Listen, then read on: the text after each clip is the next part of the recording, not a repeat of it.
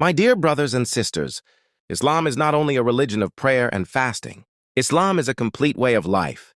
It teaches us how to worship Allah, how to treat people, and even how to take care of our bodies. Sometimes we forget that our physical health is also an amana, a trust given to us by Allah.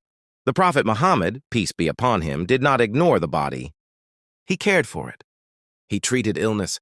He used medicine. And among the most emphasized treatments in the Sunnah is Hijama, also known as cupping therapy. Hijama is not a new trend. It is not a social media invention. It is a treatment practiced by the Prophet, peace be upon him, himself. Hijama during pain and illness. Jabir ibn Abdullah radiallahu anh, narrated that the Prophet, peace be upon him, had pain in his foot. And to relieve this pain, he performed hijama even while he was in the state of Ihram. This narration is found in Sunan and Nasai. Think about this carefully. Ihram is a sacred state. Yet when there was genuine pain, the Prophet, peace be upon him, did not hesitate to seek treatment. This teaches us something very important. Islam does not promote unnecessary suffering. Islam promotes balance. Pain is real, treatment is allowed, and healing is from Allah. Hijama during Ihram and fasting. Abdullah ibn Abbas radiallahu anh narrated that the Prophet performed hijama while he was in Ihram due to a headache. This narration is recorded in Sahih al-Bukhari. In another narration, Ibn Abbas radiallahu anhu also reported that the Prophet performed hijama while he was fasting. Again, Sahih al-Bukhari. Subhanallah. This clearly shows that hijama was not something rare or occasional. It was a known, practiced, and accepted treatment in the life of the Prophet. Hijama as a treatment for headaches. Salama radiallahu anha narrated that whenever someone complained to the Prophet about a headache, he would advise them to perform hijama. This hadith is recorded in Sunan Abi Dawud with a Hasan chain. This tells us that hijama was a recommended treatment, especially for head-related pain. My brothers and sisters, when the Prophet shows us something through action, it is not random. He is teaching us, he is guiding us, and he is showing us mercy. Hijama is not superstition. It is not cultural folklore. It is Sunnah-backed medicine. And when Sunnah meets wisdom, there is always benefit. Now listen to something even more powerful. Hijama is not only practiced by the Prophet, peace be upon him, it was recommended by the angels themselves. Yes, the angels of Allah. The night of Mi'raj and the advice of the angels. Ibn Abbas radiallahu anh narrated that when the Prophet, peace be upon him, was taken on the night journey, the Isra and Mi'raj, he did not pass by any group of angels, except that they said, "O Muhammad, you must perform hijama." This hadith is recorded in Sahih at-Tirmidhi. Pause here. This was not one angel, not two. Every group of angels he passed by gave the same advice. Perform hijama, advice for the entire Ummah.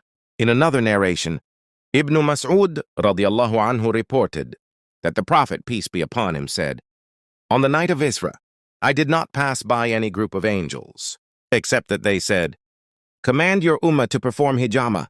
This narration is found in Sahih Ibn Majah and Sahih at-Tirmidhi. Subhanallah. This is not just advice for one individual. This is advice for the entire Ummah. Is hijama outdated? Some people today say, this is an old treatment. We live in modern times. We have advanced medicine. But my dear brothers and sisters, ask yourself a simple question. Would the angels recommend something that has no benefit? Would the Prophet, peace be upon him, practice something that is useless? Would Allah allow his messenger to emphasize something harmful? Never. The Prophet, peace be upon him, was sent as a mercy to all of mankind, not to one century, not to one culture, but to all people, for all times. Hijama is not outdated, it is timeless. Modern medicine may explain it differently, but the benefit remains, faith and medicine together. Islam does not reject modern medicine, and modern medicine should not dismiss prophetic guidance. The two can exist together. We take medicine, we seek treatment, and we place our trust in Allah. That is true tawakkul. Hijama is not just about physical pain. It goes deeper. It affects the body, the mind, and even the soul. Hijama and memory, knowledge, and blessing.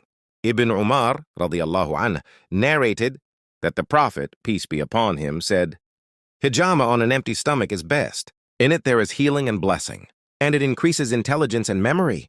This hadith is recorded in Sunan ibn Majah with a Hassan chain. Subhanallah. Healing, blessing, and mental clarity. How many of us struggle with forgetfulness? With mental fog? With lack of focus? The Prophet, peace be upon him, mentioned this over 1400 years ago. Hijama as a treatment for poison. Abdullah ibn Abbas radiyallahu anh narrated that a Jewish woman once gave poisoned meat to the Prophet.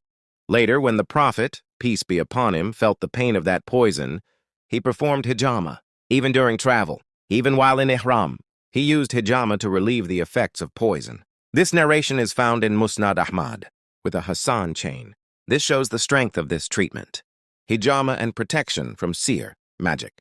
Ibn al-Qayyim, rahimahullah, mentioned that when the Prophet, peace be upon him, was affected by magic, he performed hijama on his head. He said this is among the best treatments when done correctly. This is mentioned in Zad al-Ma'ad. This does not mean hijama replaces dua or ruqya. No, but it shows that Islam addresses both the spiritual and the physical.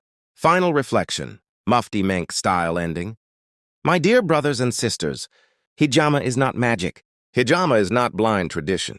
It is a sunnah-supported treatment. It is angel-recommended. It is practiced by the Prophet, peace be upon him, himself. But remember one thing, hijama does not cure by itself. Allah cures. Hijama is a means. Shifa is from Allah. So if you choose to do hijama, do it correctly. Do it safely. Do it with intention. And ask Allah for healing. Because when sunnah meets sincerity, Allah places barakah. May Allah grant us understanding. May He grant us healing. And may He allow us to revive the sunnah with wisdom and balance. Ameen.